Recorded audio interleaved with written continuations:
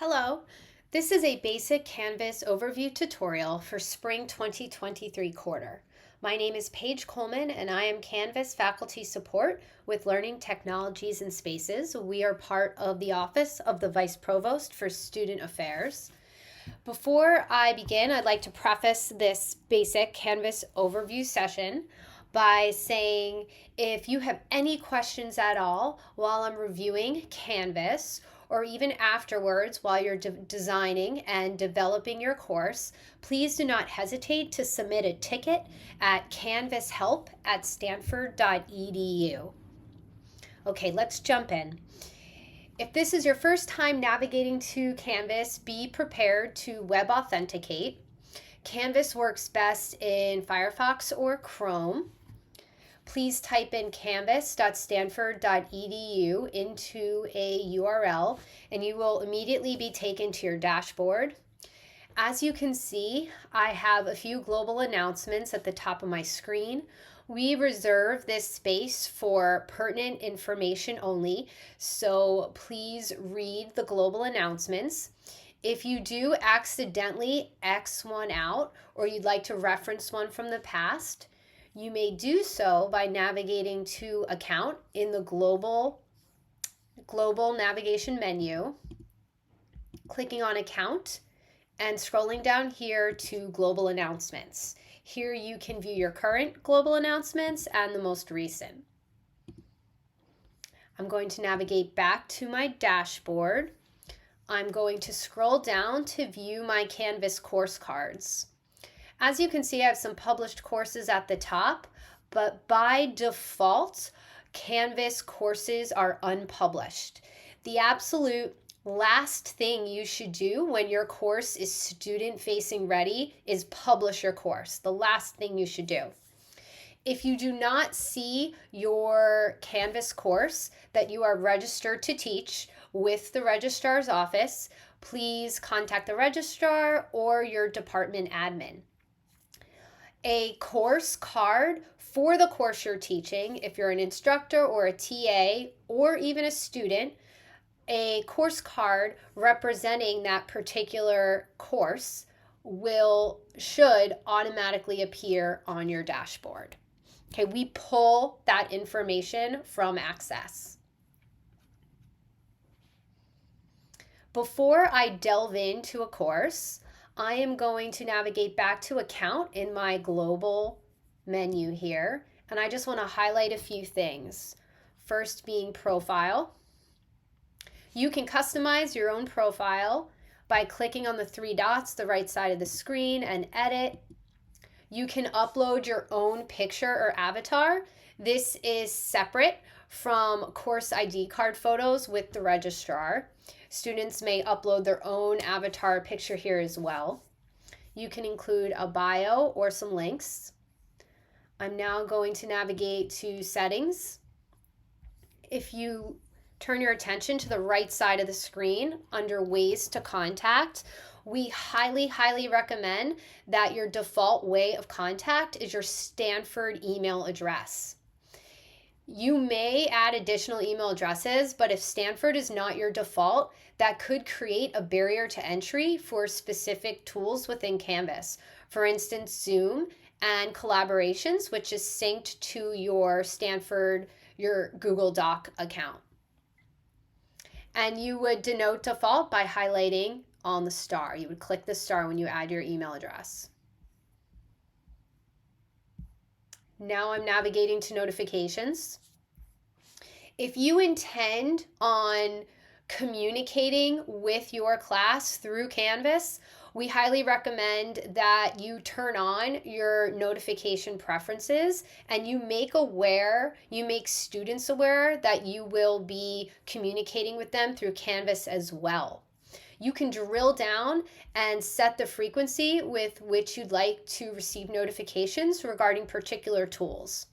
For announcements, I'm going to click on the bell next to announcements. And for this particular tool, these are my options.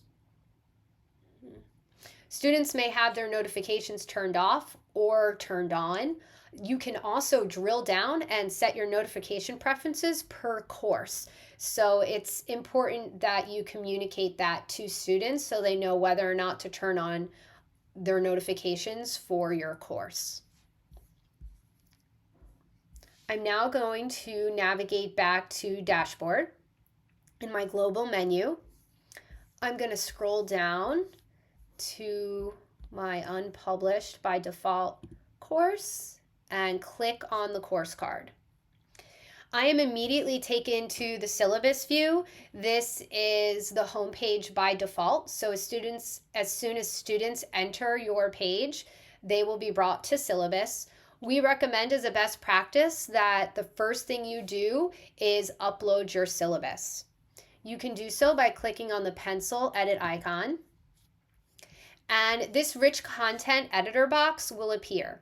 I will refer to this as the RCE. This RCE box remains consistent amongst other tools in Canvas as well. For instance, announcements or discussions, assignments as well. Within this RCE box, you have all these options. You can click on the caret and add links, images, media, documents. Now, for the purpose of uploading my syllabus, I'm going to go through the steps of doing so now. I'm going to click on the caret icon next to the document. I'm going to upload a document, which will take it from my desktop. A course document are all documents that are already uploaded into the Files tool. And I will review that in a bit. I'm going to click Upload Document. I'm going to click on the rocket ship. I'm going to find that document. I'm going to open it. As you can see, it is now included here. However, it is not inserted yet. Bear with me, there's a lot of clicking. When I scroll down here, I can see Submit is grayed out. I cannot submit or publish a document to make it visible to students until I select my usage rights. I hold the copyright, it's my syllabus. Now I can click Submit. This yellow toolbar will appear. This is now within the RCE box, but I must scroll down and click Update Syllabus. Here is my syllabus document. You can also copy and paste content into that RCE box as well. Some will add the document as the link, but they'll also copy and paste into the box. There is one caveat here with the syllabus tool. Whenever you add content to your Canvas course, that's only visible to those enrolled in your course, whether students, other teaching teams, admins. Regarding the syllabus tool, when you add a document here, it feeds out to syllabus.stanford.edu, so it's searchable to others within the Stanford community. That being said, you have to authenticate to access syllabus.stanford.edu as well. So it is locked down to the Stanford community. The next best practice we recommend is uploading all your course content to the Files tool. However, before I delve into Files, I just want to cover two other tools first, that being Roster Photos and People. Now, Roster Photos is only visible to teaching teams. I'm going to highlight a more robust picture since this is my demo course. Now, students have the ability to navigate to access and record their pronouns and name pronunciation. We pull this into Canvas into the Roster Photos tool. Teaching teams find this a very useful tool, for it's a great way to familiarize yourself with the students in your course. You can also select how you want to view students within the show and particular sections. These names, these faces are blurred out due to FERPA, but here you can listen to their name pronunciation and view their preferred pronouns. Again, students do this through Access and we pull it over. This tool has also been updated, so if you used it in the past and you're going to use it again this quarter, please feel free to clear cache and raster photos to view the tool update. There's also a download roster button within this roster photos tool. We highly recommend that you download the roster in the beginning of the quarter and after the add drop period. This will provide you with an updated CSV file of students' names and email addresses. This is valuable because if for any given time there is a lag within announcements going out or students not receiving notifications regarding particular announcements or due dates for assignments or something new that's been posted, there is likely a lag time going on with the Canvas end. And so, for instance, if you send an announcement and you yourself do not receive a notification, it most likely didn't send. And so this provides a fail-safe just in case. You'll have another way of communicating with students, but do not forget to download the roster again after the add drop period so that CSV file is accurate. Moving on to the People tool. This is visible to all students within your course. You can hide it, and I'll show you how to do that in a little bit. However, if your course is going to employ a lot of group project collaborative based work, I recommend keeping this visible to students. But students will only see each other's name, their section, and their role. Moving on to files. So first best practice, upload your syllabus, and second would be bringing all your content over to files. It's much easier to design and develop your course once the content is in this tool. I'm going to click upload, and I can upload a document. It takes it from my desktop into this toolbox. As I mentioned with the syllabus, this red exclamation mark appears because I can't publish it by clicking on the circle until I set my usage rights. So I'm going to click usage rights, and then I'm going to click publish. Notice how visibility here is inherit from course. This is default, that visibility is set as course by default. Instructors can customize file access in Canvas according to course, institution, or public, but again, the default setting is course.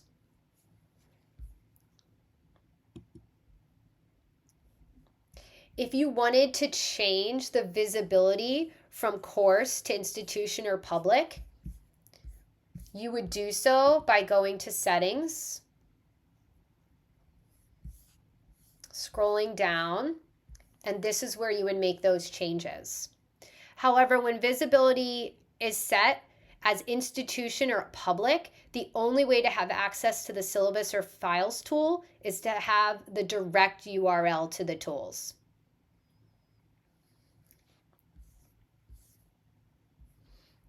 I'm now navigating back to files. Okay, you can also create folders within files. I recommend being consistent with your syllabus.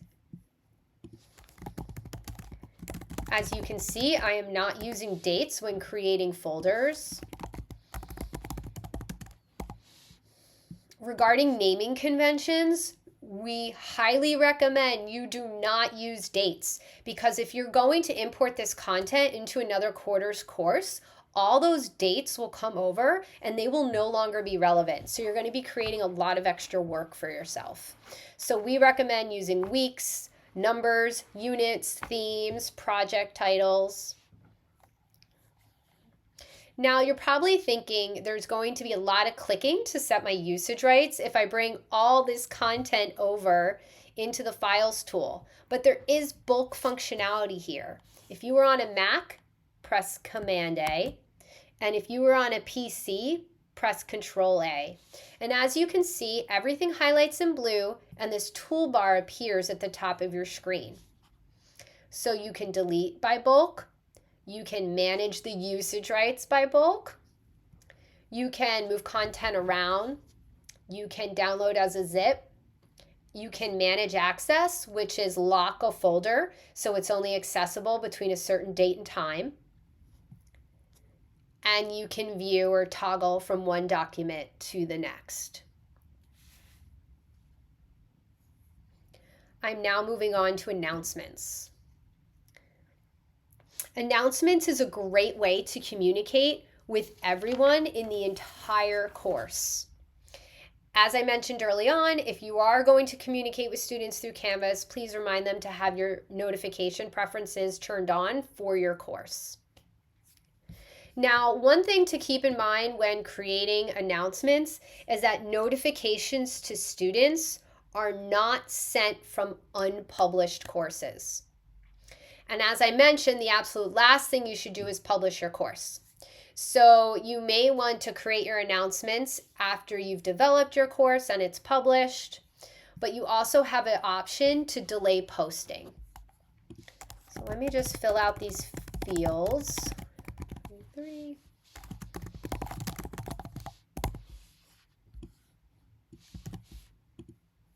You can't publish this with a blank RCE box. Within options, I can click delay posting and I can post at a specific date and time.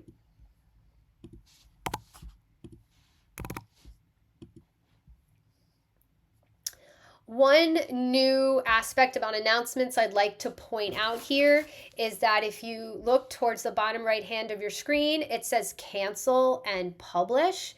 This used to say save. Okay, they've changed this button to publish. So as soon as you publish your announcement, if your entire course is published, a notification will go out to students alerting them of such. This P at the bottom right, this is Pope Tech, and this is an accessibility guide, and this Pope Tech Signia right here is also only visible to the teaching teams. And it also remains consistent within other tools within Canvas as well. It's used to identify and resolve accessibility issues. Now, let me publish. Another good habit to get into while working through Canvas is always scroll down to ensure there isn't a save button that you're missing or overlooking or an additional save or publish button. There's also this red reminder bar at the top of the screen that notifications will not be sent for any announcements posted before the course is published. I'm now going to navigate to discussions. Now, this is the perfect place for students to share files with each other. They cannot do so through assignments. When students submit work to assignments, that's only visible to the teaching teams. So discussions is the forum for students to share files with each other. I'm going to create a discussion.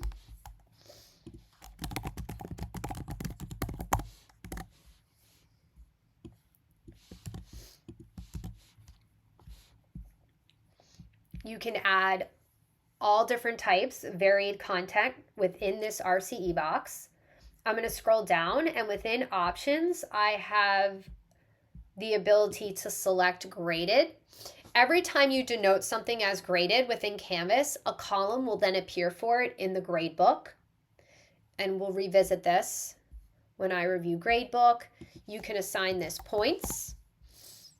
You can also select complete, incomplete for discussions. It's also a great way to gauge participation within the class.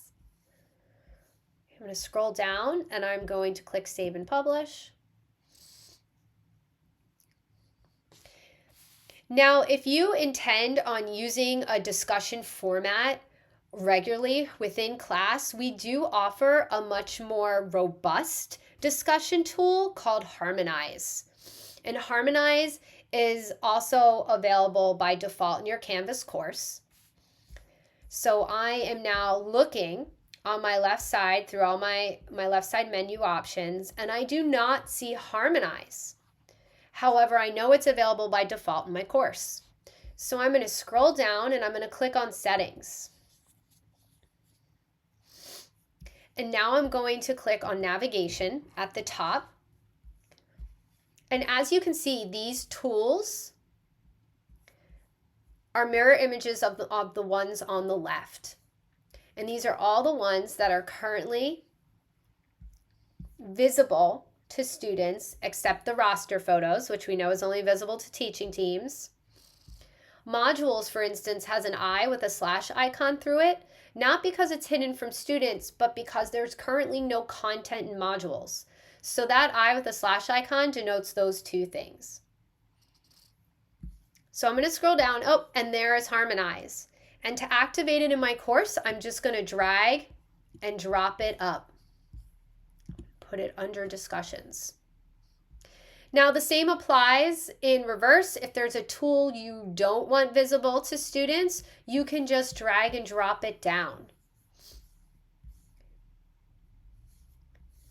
I'm going to scroll down and click Save.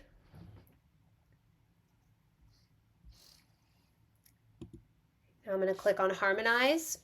For time's sake, I'm not going to delve into this much further, but this is a much more robust discussion tool, and students can upload multiple types of files directly within posts. They can easily record audio and video comments as well. And students can also, and instructors can also annotate on posts and collect and grade within, because it fully integrates with SpeedGrader, which I'm going to highlight in a bit. If you have more questions regarding Harmonize, please just submit a ticket at canvashelp@stanford.edu. Now, discussions and Harmonize are discussions tools, but I'd also like to briefly mention Ed Discussion, which has been chosen as the Q&A, question and answer replacement for the Piazza tool, which is an online communication tool used to facilitate asynchronous and synchronous discussions in your course. And these are all available in your courses by default by going to Settings, Navigation at the top, Course tab, and drag and dropping it down or up. Now I'm going to move on to assignments, and assignments is where you are going to collect and grade work.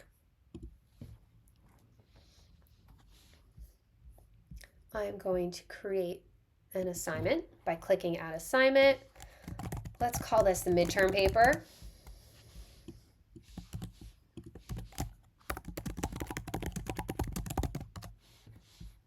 Scroll down, make this 50 points. Submission type must be online. This is how it appears if that's not automatically selected or you've never selected that in the past. Online, and file upload. Okay, we recommend submission type online and file upload. I'm now going to scroll down. These are my options. We recommend always utilizing a due date with assignments. When you do choose a due date, then that will appear on the student's dashboard within their to-do list, so it's a very helpful reminder on their end. I also recommend nothing ever being due by midnight, so I'm just choosing 9 for the purposes of this tutorial. Now, if you only complete the due date, that means students can access this assignment shell after the due date, submit work after the due date. It will just appear as late in the gradebook. However, you can lock this down even further by completing the available from and until date.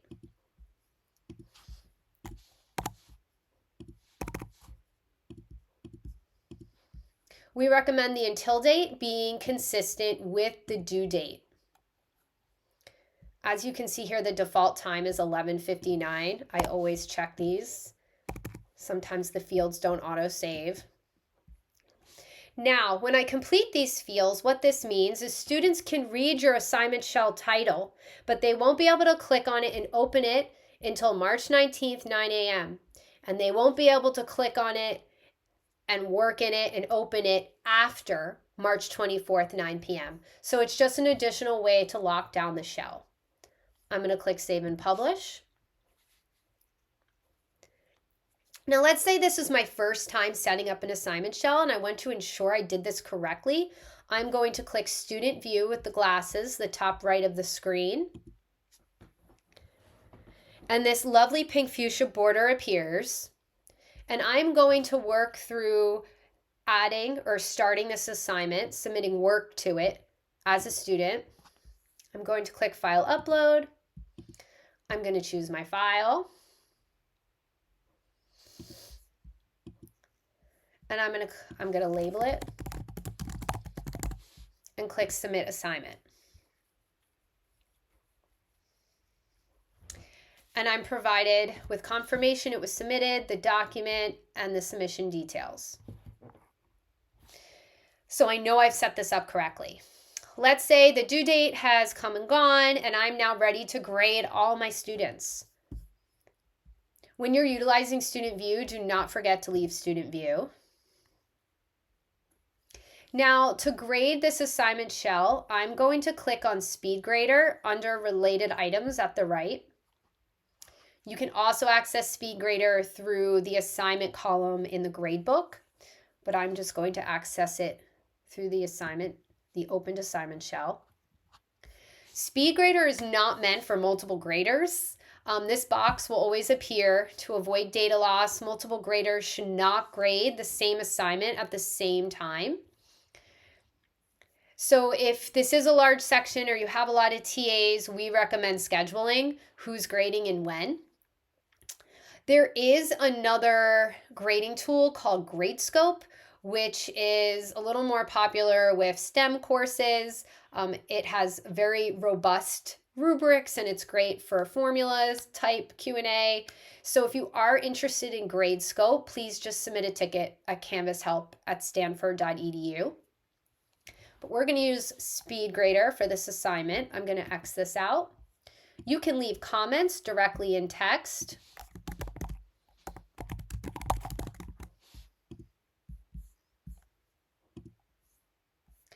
You can strike text out. You can highlight. I like to have fun with all the colors. Okay.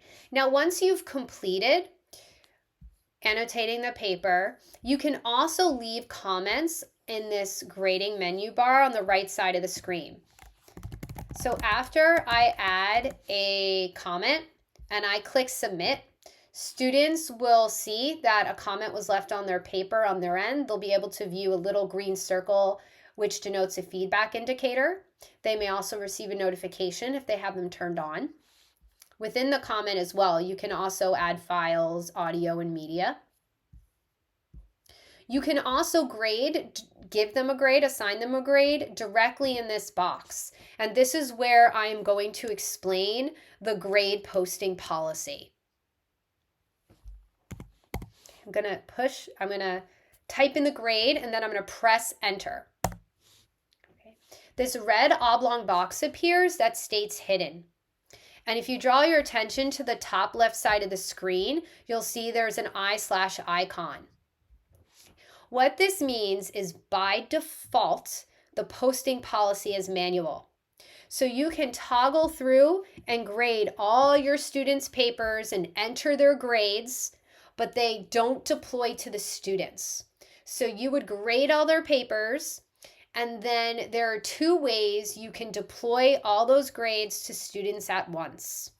And this is the manual posting policy by default. The first way is clicking on this /icon, the top left side of your screen, and then selecting Post Grades. However, I recommend releasing grades all at once through the gradebook.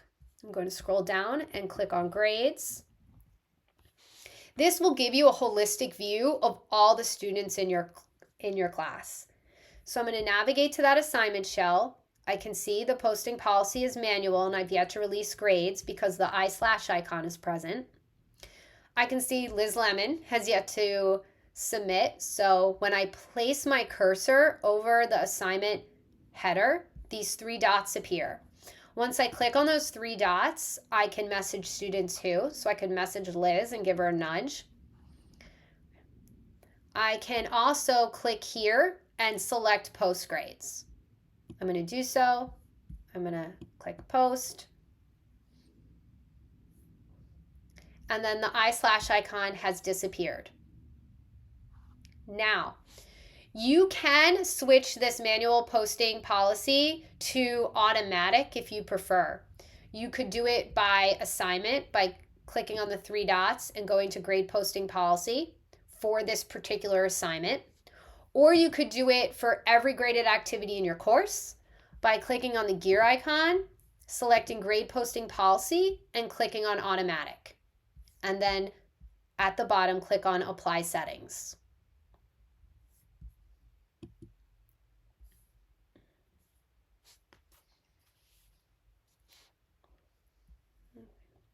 There is another new feature within assignments, which is submitting an assignment on behalf of the students.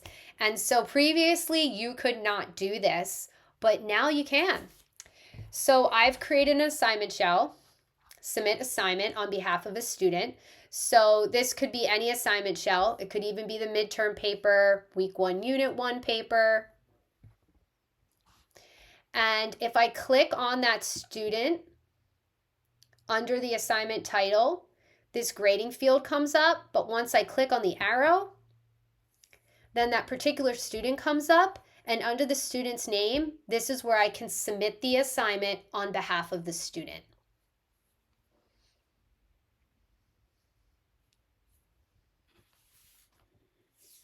It's only available when you create an assignment shell and file upload option is selected under submission type and online. Other options can be selected, but teaching team members can only upload files on behalf of that student. And this can only be done through the workflow I just highlighted within the gradebook. It can't be done from the assignment shell.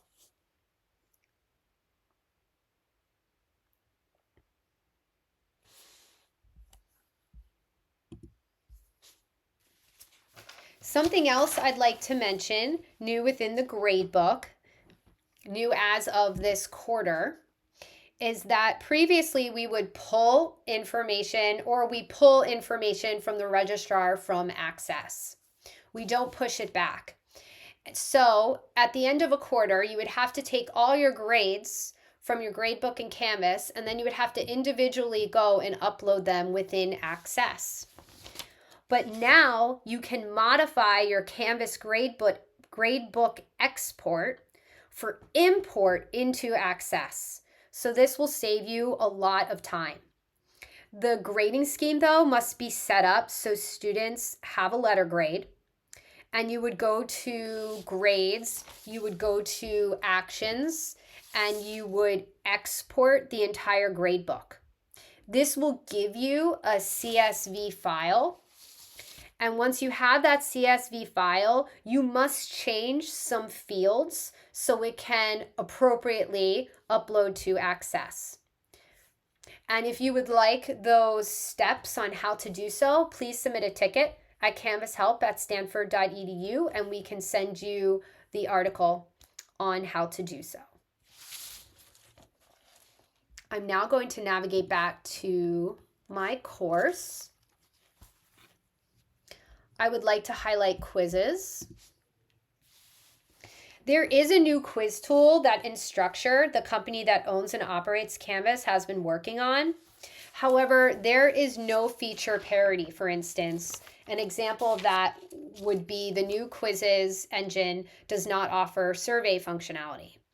So when creating a new quiz, you click Add Quiz. We recommend for now that you still utilize classic quizzes opposed to delving into new quizzes. You would click Submit, and then you would begin building out your quiz. You would add all the details, and then you would begin building out your questions. Again, if you have any questions, please submit a ticket at canvashelp@stanford.edu. I'm now going to highlight collaborations, which are Google Docs that sync to your Stanford email account. Instructors can create collaborations, and so can students. Project 4, week 4. So if you're a student or an instructor, you can then go through and add students and create collaborations. Start collaborating. And it'll bring you to a blank Google Doc. Now, I would like to highlight, let's see here, pages and modules. So once you have designed your Canvas course, or you've brought all your content over, you've built out your assignments, you've built out your discussions, you can take it a step further by designing according to pages or modules. So a page is essentially that. It's just a blank page. I find pages are more or utilized more with STEM type courses. Week 1, Unit 1. Again, the same thing regarding naming conventions applies here as it does in files. Please avoid dates. And then you can just put all your content for Week 1, Unit 1 into this RC box. All copy paste content, all links, other media, everything can go in here. However, under options, we recommend not using teachers and students because then it serves as a wiki page and students could accidentally overwrite, revise, delete your content. And then this is a slightly new feature, whereas you can select a date for this page to publish, opposed to just clicking save and publish and it automatically being viewable to students, or clicking save, where then you have to remember to go back and publish it. So I can just choose a specific day and time. And as you can see, save and publish is then grayed out. So I would click save. And at the very top of this page, I'm reminded by the calendar when this page will publish. Another way of designing your course is according to modules. And here you create a seamless learning path. So I'm going to click Add Module. I'm going to do a Welcome to module title. Let's do spring. And then I'm going to continue creating my module titles. Again, don't use dates. I recommend the names of modules being consistent with that in your syllabus. You can also add prerequisites. Now I'm going to insert content into my module title, my module. I'm going to click the addition symbol within the module title. And then I'm going to click on the caret next to add. And this is all the different content I can add within this module. I'm going to click discussion.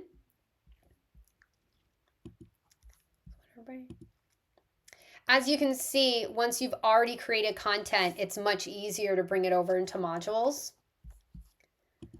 I'm going to now add external URL.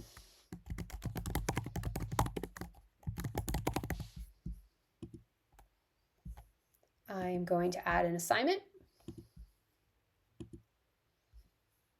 I already have a week 1 assignment, so that makes it easy. Let's say I don't have content already created. For instance, week 2, unit 2, I would then click create assignment,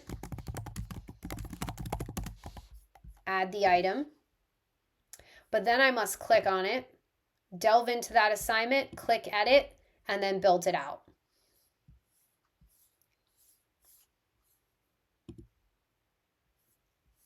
I'm going to navigate back to modules. Now, in order for the content within a module to be visible, the module title must be published. So you can publish the module title and then unpublish things within that module title, but it won't work the other way around. The module title must be published for content within it to be visible, even if the content within it is published. I'm going to navigate back to home. Now, if you decide to take this a step further and build it out according to pages or modules, you can change your homepage from the default syllabus view to a page or module. I'm going to click Choose Homepage, and I'm going to select Course Modules from my homepage and click Save. And this will now be the default view opposed to syllabus.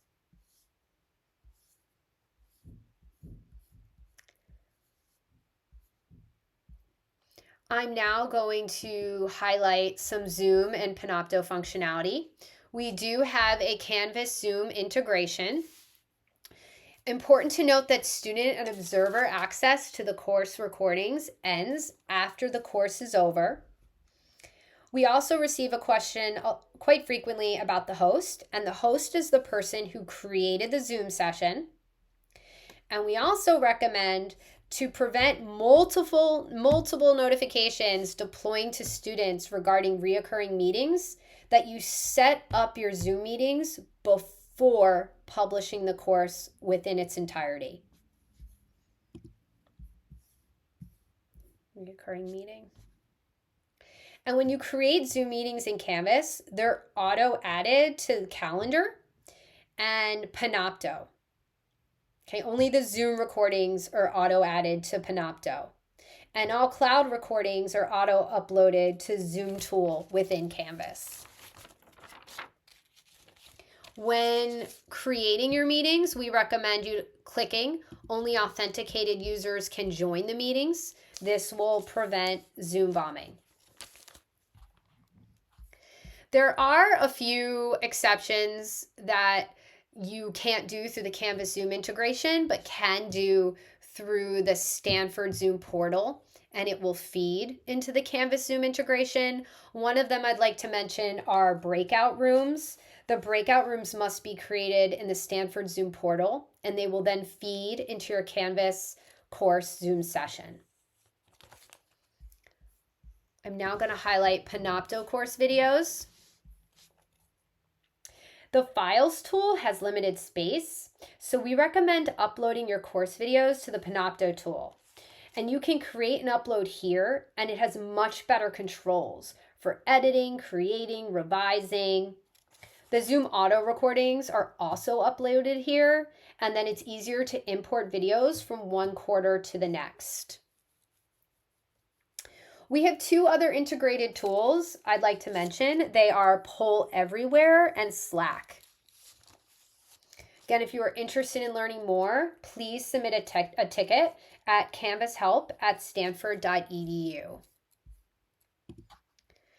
Now, when your Canvas course is student-facing ready and you're all set to go, the last thing you would do is publish your course.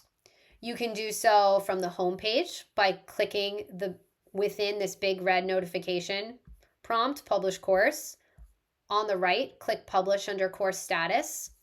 You can also publish your course via Settings.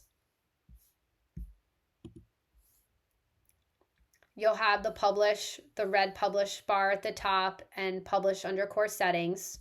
You can also publish from your dashboard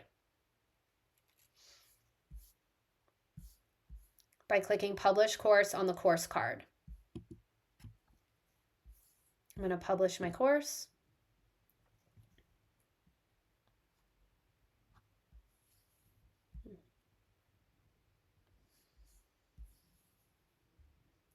Now, if you have any questions at all, you can always click the Help menu. I'm scrolling down here in the red global navigation bar. I'm going to click Help. Immediate help with Zoom or urgent issues. Request help from Stanford Canvas support is the same as submitting a ticket at canvashelp@stanford.edu. You can browse Stanford Canvas FAQs, and these are highly curated articles that our team has developed that pertain to our Canvas needs at Stanford. And then you also have the instructor guides Instructure being the company that owns and operates Canvas. Again, please do not spend more than 10 minutes trying to figure something out. If you have any questions at all, just submit a ticket at canvashelp@stanford.edu. Have a fabulous spring 2023 quarter. Thank you.